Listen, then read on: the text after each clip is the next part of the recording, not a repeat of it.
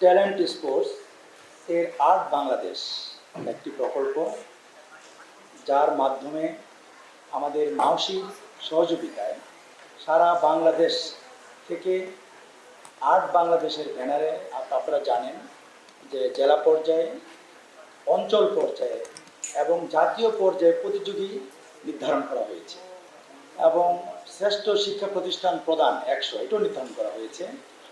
এবং এই এমন একটি সুন্দর একটি অনুষ্ঠান, জাতীয় পর্যায়ে পুরস্কার বিতরণ অনুষ্ঠান। এই অনুষ্ঠানে আজকের অনুষ্ঠানের সভাপতি এবং আর্ট বাংলাদেশের এমডি মহোদয় এবং আমাদের মাঝে উপস্থিত, আপনারা জানেন আমাদের মাধ্যমিক উচ্চ শিক্ষা অধিদপ্তরের সুযোগ্য ও আমাদের প্রিয় মহাপরিচালক মহোদয় প্রফেসর ডক্টর খান মনির মাহমুদ সোহেল স্যার আমাদের মাঝে উপস্থিত হয়েছেন। আমরা স্যারকে একটি করতালির মাধ্যমে আমরা প্রথমে একটু বরণ করে নিতে চাই। আপনারা একটা সবাই করতালি দিবেন। স্যার সহ যারা আপনারা, বিশেষ করে যারা প্রতিযোগী 100 প্রতিযোগী যারা আমাদের সামনে উপস্থিত, সেই খুদে চিত্রশিল্পী যারা এখানে আসছেন, আর্ট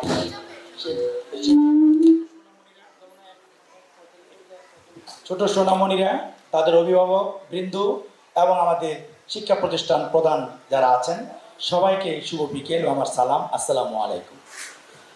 আসলে আপনারা জানেন যে এখন এমন একটি সময় আমরা অতিক্রান্ত করছি যখন আমাদের এই জনপদগুলো একটি বিপদগামী।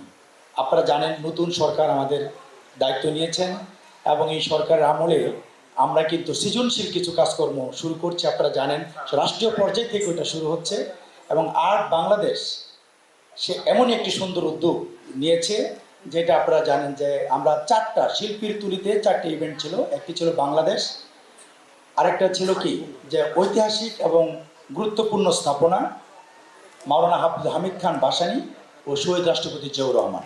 এই 4টা ইভেন্টের উপর এই কম্পিটিশনটা হয়েছে এবং আপনারা জানেন যে জেলা পর্যায়ে আমরা 100 জন করে প্রতিযোগী নির্ধারণ করেছি, আবার অঞ্চলে আমরা 900 প্রতিযোগী নির্ধারণ করেছি, প্রতিটি অঞ্চলে 100 করে, এবং জাতীয় পর্যায়ে আমরা ক্লাস 6, 7, 8, 9, 10 20 জন করে 100 প্রতিযোগী নির্ধারিত হয়েছে, যাদের আজকে পুরস্কার বিতরণী।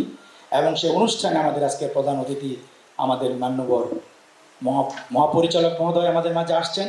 আমি বিশেষভাবে অনুষ্ঠানে স্যার আসাতে আমি কৃতজ্ঞতা জ্ঞাপন করছি এবং স্যারের প্রতি ধন্যবাদ জ্ঞাপন করছি।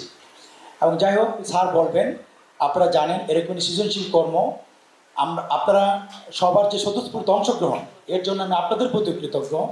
আপনারা এরকম সৃজনশীল কাজে সম্পৃক্ত হন এই প্রত্যাশা রেখে, এবং সবাই ভালো থাকবেন, সুন্দর থাকবেন, এবং বিশেষ করে খুদে যারা এখানে আমাদের সেই শিক্ষার্থীরা, তোমাদের আগামী আরও সুন্দর হোক, শুভ হোক, এই প্রত্যাশা রেখে আমি আমার সংক্ষিপ্ত বক্তব্য এখানে শেষ করছি। ধন্যবাদ সবাইকে। আসসালামু আলাইকুম।